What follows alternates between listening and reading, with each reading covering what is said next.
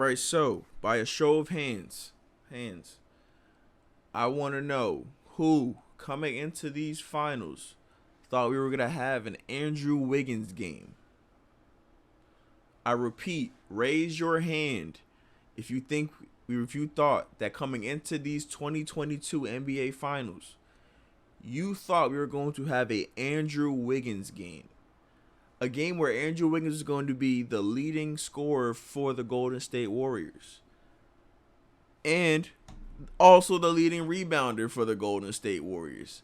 The man did it all. So if you are one of those people who have your hand up right now, pat yourself on the back. We all wish that we could be you right now. Because going into game 5 of the NBA finals, I knew that Andrew Wiggins was going to be very, very important for them to win this game. He has been important the entire series with the way he's been guarding Jason Tatum and Jaylen Brown and the additional offense that he's given them when Jordan Poole and Klay Thompson have struggled during multiple times during the series. Andrew Wiggins has been the one consistent. You know, I believe Wiggs is averaging 18 points per game this series. His scoring has definitely been way up. He's definitely reminding us all why he was at one point in time a number 1 overall pick. Somebody said that he saw Jason Tatum's tweet about Jabari Parker saying that he was better than him in 2014 or 2012, whatever year that was. And I believe that's a fact because my man Wiggs is out there looking like Mike Jordan, out there looking like Canadian Kobe, Maple Jordan. What's his name? He actually gave himself the nickname in 8th grade, I think, of Jordan Jr. Like he was honestly built for this moment, and who would have thought? Who would have thought? So listen, Game 5 of the finals is behind us. The Warriors now have a 3-2 series lead after a 104-94 win over the Boston Celtics on Monday night in Oracle. And listen, that was a disgusting game to watch. I will be completely honest with you. That game was, me as a fan of basketball, I did not have fun watching that game. Between the disgusting turnovers, the missed shots, the missed free throws, it was just all bad. But it made for good TV. So sitting down and watching it, just as a viewer, I was on the edge of my seat the entire game. You know, even with the Warriors having a double-digit lead for a good majority of the game, the way how the Celtics were able to storm back in that third quarter and kind of reverse the juju on the Warriors, it was just crazy. It was crazy. It made for great TV. Jason Tatum came out here. He hit a couple of shots. Jaylen Brown, he played pretty shaky. The Celtics as a whole, they really just didn't play well from the jump. I said that Tatum played well, but he really didn't play all that well either. You know, let's take a look at this box score. So Jason Tatum had 27 points, 10 rebounds on 10 of 20 shooting and 5 of 9 from 3. All right. Jaylen Brown came through with 18 points, 9 rebounds on 5 of 18. That's not going to do it. Marcus Smart came through with a 20-piece. And then nobody else did anything. Robert Williams gave you 10 points. Al Horford gave you 9. Al Horford's drop-off has been super surprising to me after that first game. After game 1, I thought that the Warriors were going to be in for a long run. If the Warriors had to consistently deal with Al Horford being able to stretch the floor for Boston, this series could have been over. Because, you know, let's actually backtrack a little bit. Because I actually have not made a video since game 2, so we're not going to talk a whole bunch about game 3 and game 4, but we're going to just talk about real quick how we got here. So in game 3 of the finals, Boston comes out super hot. They come out swinging at home. They're able to dominate, I believe, from start to finish. Golden State's able to make a push in the third quarter to take the lead momentarily, but in the fourth quarter we get a repeat of game 1 in the fact that the Boston Celtics kind of just overwhelmed the Warriors defensively. You know, they're suffocating them, they're forcing turnovers, they're getting out in transition, and they have another hot shooting night. You know, they come out, they shoot good. Tatum has a good game, Brown has a good game. For the first time all series, I believe they were both above 20 points on the same game. Listen, everything that you wanted to see as a Celtics fan, you got in that game. So they're able to take that 2-1 lead. And, you know, going into game 4, I had so many question marks going into game 4 for the Warriors. Because in that moment, coming off that game 3 loss, I'm thinking, like, wow, this is really a potential that the Warriors can go down 3-1 because Boston looked really, really impressive. They looked super, super dominant. It looked way too dominant in that third game for me to believe that the Warriors were going to come out and really have enough. You know what I'm saying? With Jordan Poole struggling, with Klay Thompson struggling, Wiggs is out there. You know, he's helping, but Draymond's having the worst finals of his entire career.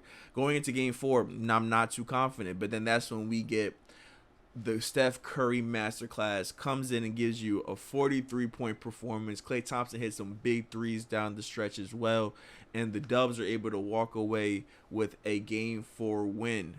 The Celtics had to be kicking themselves coming into Game 5, because Game 4, me personally, I feel like that's going to be the game that we're going to look back on at the end of the series and be like, wow, the Celtics kind of fumbled the championship right there. Because in that moment, in the fourth quarter of Game 4, the Celtics were in charge. I believe they had a 5 or 7 point lead with like 7 minutes to go. They were in charge. They had it. You know, after the Warriors had fought back and taken the lead. Actually, after the Warriors had fought back and taken the lead in the third quarter, they're able to push ahead into the fourth. And all they gotta do really is just hold serve at home. 7 minutes at home.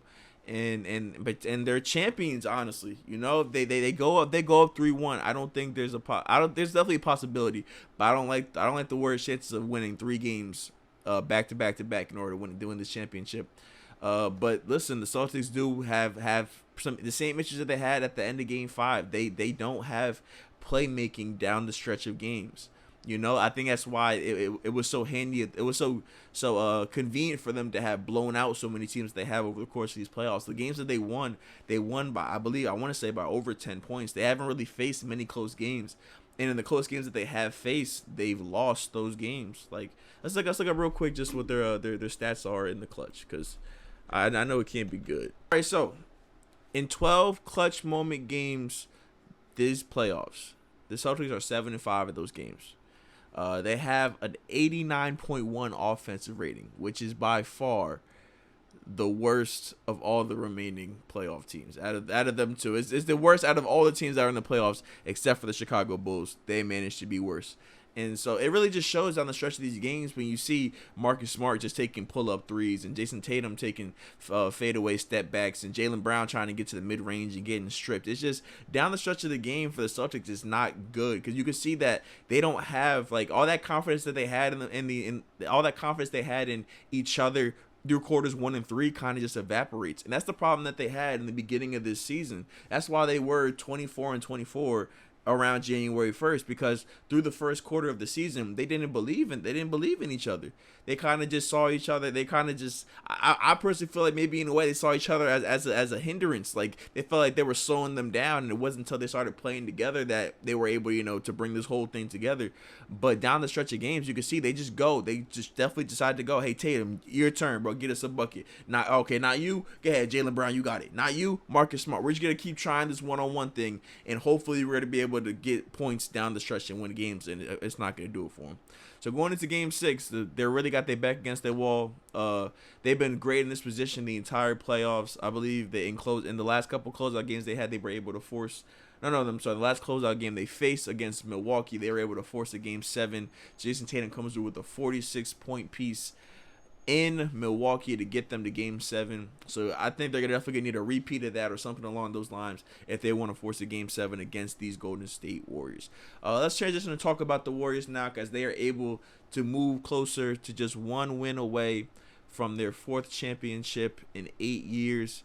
And listen, the way how they played in this game, the way how their supporting players were able to help Steph when Steph has his worst shooting night in the playoffs ever. First game with no threes, and I believe it's like 133 games or something along those lines. He shoots 0 for 9, only gives you 16 points, but you have guys like Klay Thompson who come through and give you 21. You got guys like Gary Payton who come off the bench and give you 15. Jordan Poole gives you 14. Draymond Green even comes through and has a pretty good bounce back game offensively and gives you a nice solid 8 points. But the man of the hour is none other than Mr. Andrew Wiggins, coming through and giving you 26 big ones.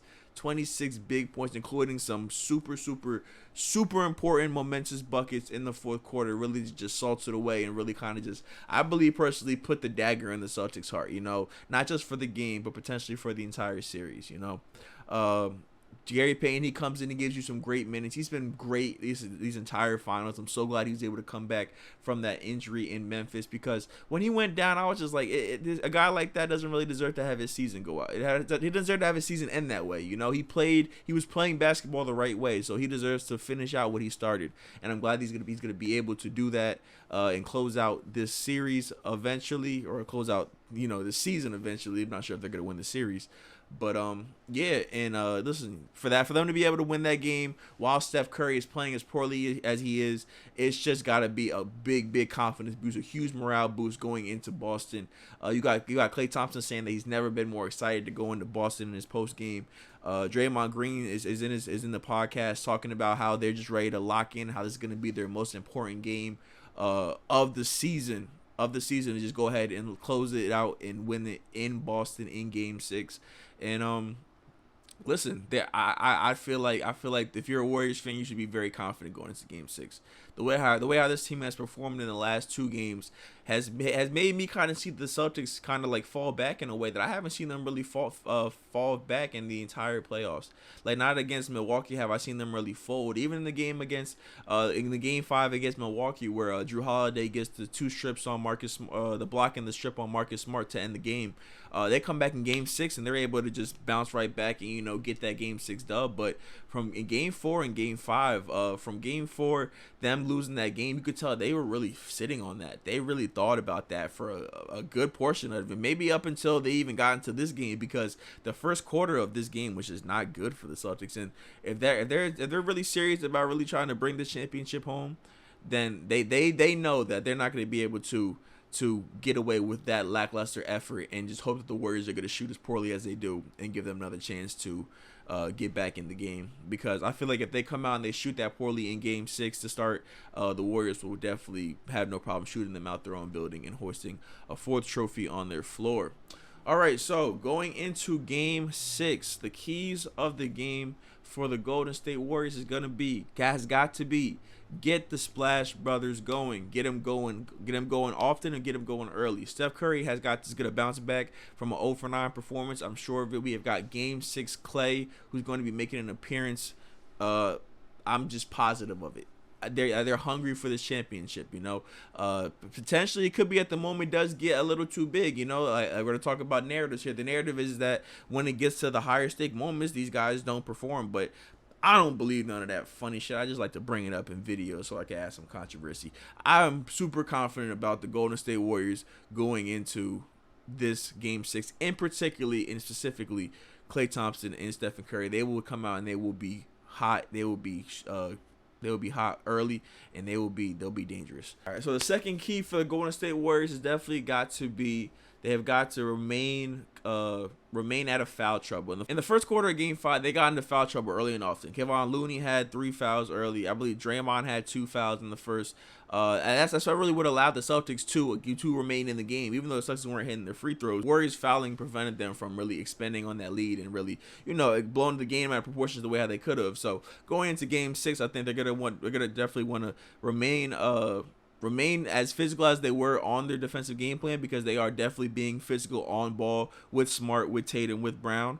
But they definitely gonna want to play smarter in their guard, and they don't want to foul, because if they don't foul, they're gonna still be able to force those turnovers. They'll be able to get out in transition. They'll be able to play their game and do what they want to do. And last but not least for the Warriors, one of the last keys to the game has got to be they have got to keep Jason Tatum. They gotta just keep him out the mid-range area, like they have been doing the entire game. I feel like they are okay with letting Jason Tatum spray off 12 threes, letting him hit 6, and if he ends up with 25 points off of that, then you're perfectly fine with that. But I think you don't want Tatum being able to get the in-between game going, because if he is, and this does actually go to a Game 7, you don't want to go into a Game 7 facing Jason Tatum, who has all his skills unlocked from the three-point line to the mid-range game to the floater to finishing at the rim. So they need to just remain consistent on Jason Tatum. We're to look at Wiggs for that. And that's all I got for the Warriors. And for the Boston Celtics, the keys to Game 6 has definitely got to be you got to start fast at home. I feel like the Warriors are definitely a team that can take a punch in the mouth, but you're definitely gonna have to punch them in the mouth early out the gate. And the Celtics have the ability to do it. They did it in Game 3. Their role players perform really good in Boston. I still believe I still believe we're waiting for a Grant Williams game at some point. You know, he hasn't had a game where he's hit his couple of threes yet, so that's gotta be on the way at some point. If it doesn't come, I will be super duper surprised, and I'll remember that when I'm making my video on Grant Williams. Number 2 for the Boston Celtics, they got to keep their turnovers down. Back-to-back games where I believe they have over 15 turnovers, and it cost them both games. Honestly, them coming out and just throwing the ball out. That, you know what they look like in the preview for the series. I said that the Warriors look like a bad street ball game when they're in their offense sometimes. Like sometimes the Warriors have a tendency to just start throwing the ball around and start getting some really bad turnovers. The Boston Celtics have the exact same problem, but the only difference is that the Warriors get their turnovers trying to get it in the flow of their offense, while the Celtics get their turnovers from trying to go ISO and they're realizing that they have nowhere to go, so they have to throw the ball somewhere, and that leads to just live ball turnovers, which are just way worse than, you know, throwing the ball out of bounds like how the Warriors would do from time to time. So definitely got to keep those turnovers down. I believe they had 18 again last night. That's not going to win you a game. It's not going to win you a game. Not going to win you a closeout game. And the third key to the game has got to be who's going to be the fourth guy or the fifth guy or the sixth guy. They need strength, and they need strength in numbers. Payne Pritchard has been unplayable in the last 2 games. Daniel Tice has not played since game 3, I believe. Al Horford has been a net negative since game 1. Grant Williams has been a net negative the whole series. It's not looking good for the other guys. And coming into the series, I said a big key for the Boston Celtics has to be, will their other guys be able to perform at the same level they have been the entire playoffs? And as we can see right now, we're not sure. It has not been looking too good as of lately. But if they're going to win this game, if they're going to extend their series, those are the 3 things they will need to make sure it gets done. And listen, it goes down. I believe it's Thursday night. I ain't going to guarantee that I'll record a video, you know what I'm saying, right after the game. But Friday I'll get in here and I'll holler at y'all. We can chop it up. We can talk about who our new champion or talk about Game 7. But all right, that's all I got for this one. Make sure you guys leave a like, leave a comment. Make sure you subscribe. Make sure you guys check out the Park Takeover. The last Park Takeover, that one is going to be in the link in the description. And if you look out later on this week, I'm going to have another Park Takeover up on this channel. You got to start popping out these Park Takeovers. They kind of fake lit, you know. So we be hooping. We be already trying to get the content for y'all, really trying to turn up for y'all. But y'all be out there doing other shit. I don't know what y'all be doing, but other shit. Y'all niggas just not hooping the way that we be hooping. So it's all good. I know scared niggas when I see one. But like I said, like, share, subscribe, comment, all that good stuff. And I will see y'all in the next video.